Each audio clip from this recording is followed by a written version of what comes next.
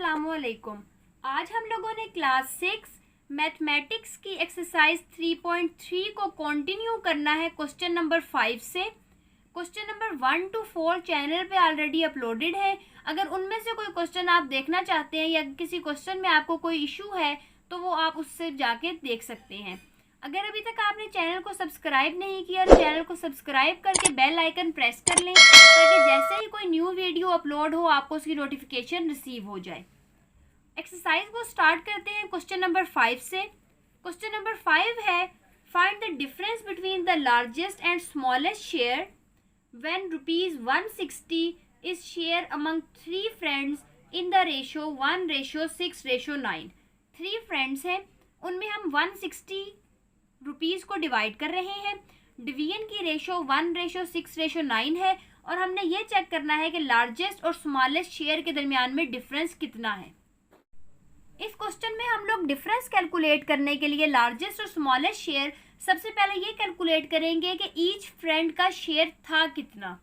इसमें हम ये देखते हैं कि लेट्स से जो 3 फ्रेंड्स हैं वो ए, बी और सी हैं, तो A:B:C हमें गिवन है 1:6:9।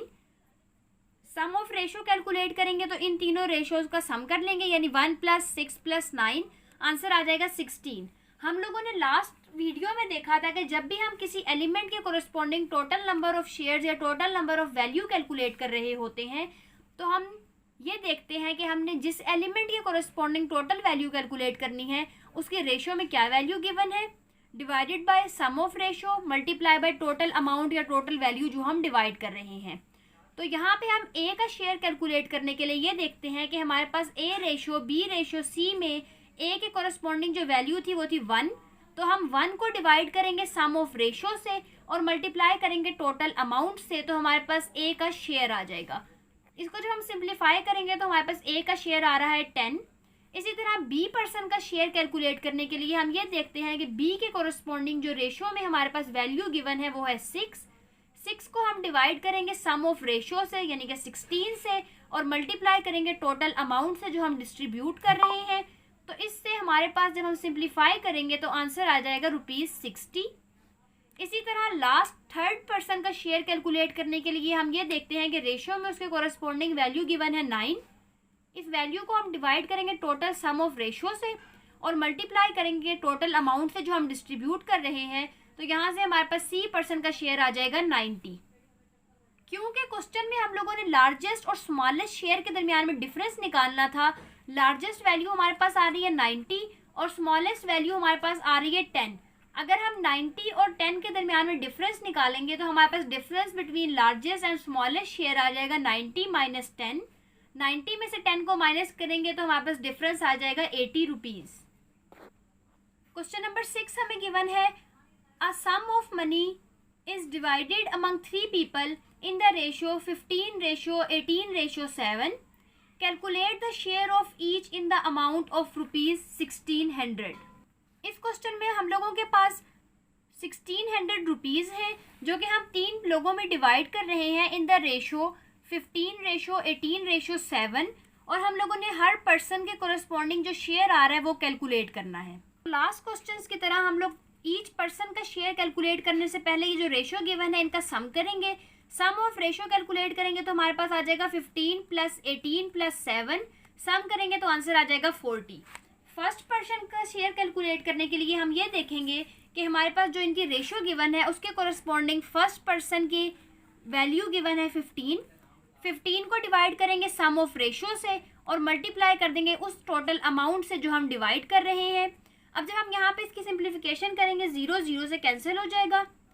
4 को जब 160 के कोरस्पॉन्डिंग सॉल्व करेंगे यानी 160 को 4 से डिवाइड करेंगे तो आंसर आ जाएगा 40 को 15 से मल्टीप्लाई करेंगे तो आंसर आ जाएगा ₹600।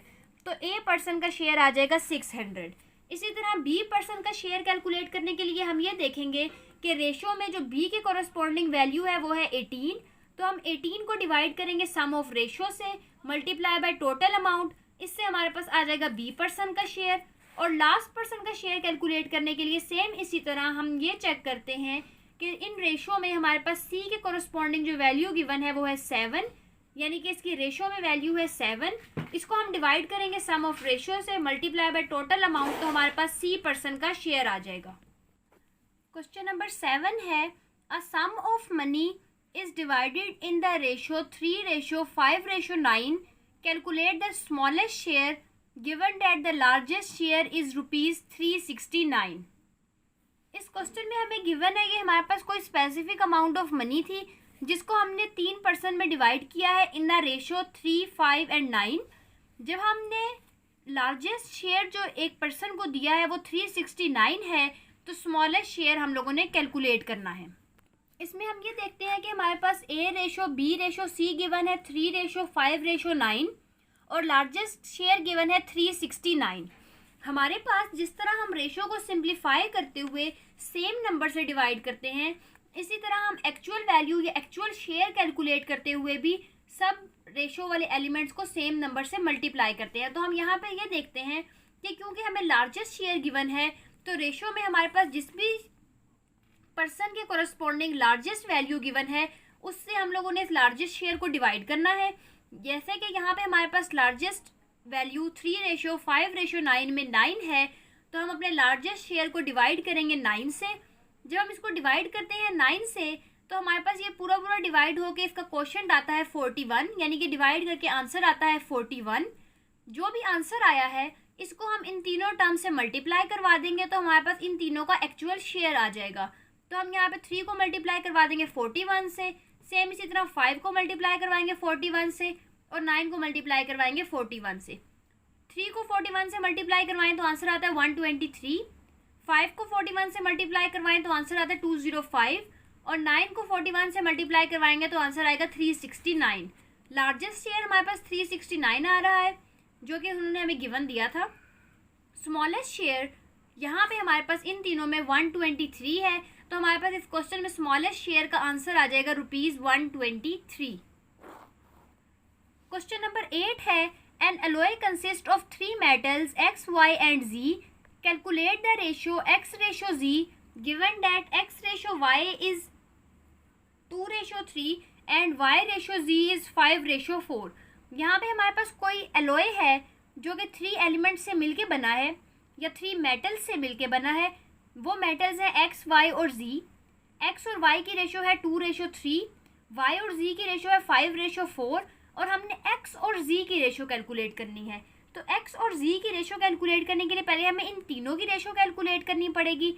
इन तीनों की रेशो कैलकुलेट करते हुए हम ये देखते हैं कि यहाँ पे हमारे पास Y रिपीट हो रहा है, तो यहाँ पे Y हमारे पास आ जाएगा सेंटर में, यानी कि हम पहले कैलकुलेट करेंगे X:Y:Z।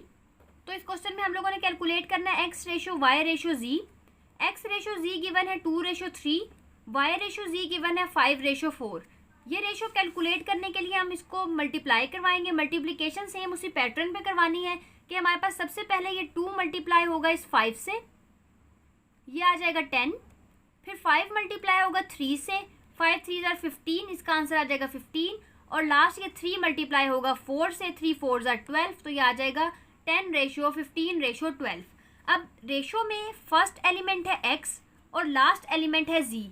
क्योंकि हमने X:Z कैलकुलेट करना था, तो हम यहाँ से X की रेशो में वैल्यू देख लेंगे, 10 आ रही है। Z के कोरस्पॉन्डिंग जो रेशो में वैल्यू आ रही है वो आ रही है 12, तो X:Z का आंसर आ जाएगा 10:12। 10 और 12 दोनों डिविजिबल बाय 2 हैं, इनको 2 से डिवाइड करेंगे तो हमारे पास सिंपलेस्ट X:Z आ जाएगी 5:6। क्वेश्चन नंबर 9 हमें गिवन है, a sum of money is divided among Fiza, Hadia and Maha in the ratio 13:12:7। Calculate how much Hadia gets if the amount of Fiza is ₹390। हमारे पास कोई स्पेसिफिक अमाउंट ऑफ मनी है जो कि हमने 3 पर्सनस फिजा, हादिया और माहा में डिवाइड किए हैं इन द रेशो 13:12:7। अगर फिजा को ₹390 मिले हैं तो हमने ये चेक करना है कि हादिया को कितनी अमाउंट मिलती है। इस क्वेश्चन में हम ये देखते हैं कि हमें फिजा रेशो, हादिया रेशो, माहा गिवन है 13:12:7 और हमें ये गिवन है कि फिजा को जो अमाउंट मिली है वो मिली है 390 और इसकी जो रेशो है उस रेशो में इसके पास कोरस्पॉन्डिंग जो वैल्यू है वो 13 है। तो हम इसकी टोटल अमाउंट को अगर इसकी रेशो की वैल्यू से डिवाइड करें, 13 फिर डिवाइड करें 390 को तो आंसर आता है 30। ये कोरस्पॉन्डिंग वो फैक्टर आ जाएगा हमारे पास जिससे ये तीनों रेशियो सिंप्लीफाई हुई हैं। तो हम एक्चुअल अमाउंट कैलकुलेट करने के लिए इन तीनों नंबर्स को 30 से मल्टीप्लाई करवाएंगे। 13 जब मल्टीप्लाई होगा 30 से तो आंसर आ जाएगा 390 जो कि एक्चुअल में फिजा का शेयर है। इसी तरह हम 12 को मल्टीप्लाई करवाएंगे 30 से तो आंसर आ जाएगा 360 और 7 को मल्टीप्लाई करवाएंगे 30 से तो आंसर आ जाएगा 210। यहाँ पे क्योंकि हमें क्वेश्चन में हादिया का शेयर कैलकुलेट करने के लिए कहा हुआ है तो हम यहाँ पे ये देखते हैं कि हादिया की कोरस्पॉन्डिंग जो वैल्यू आ रही है वो आ रही है 360। तो हमारे पास यहाँ से हादिया का शेयर आ जाएगा 360 रुपीज़। साइज के लास्ट क्वेश्चन में हमें गिवन है कि हमने 74,000 रुपीज़ को अकबर, आबिद और आजम में डिवाइड करना है। डिवीजन इस तरह करनी है कि अकबर और आबिद की रेशो बने 4:5 और आबिद और आजम की रेशो बने 3:2। तो हम यहाँ पे टोटल अमाउंट डिवाइड करने के लिए सबसे पहले ये चेक करेंगे कि अकबर, आबिद, आजिम की होल ओवरऑल रेशो क्या बन रही है, यानी कि कॉन्टिन्यूस रेशो क्या बन रही है। उसके लिए क्योंकि आबिद रिपीट हो रहा है तो हम आबिद को सेंटर में रखेंगे। तो यहाँ से हम कैलकुलेट करेंगे अकबर रेशो, आबिद रेशो, आजम। आबिद रिपीट हो रहा था तो हमने उसको सेंटर में रखा है। अकबर और आबिद की रेशो गिवन है 4:5, आबिद और आजम की रेशो गिवन है 3:2।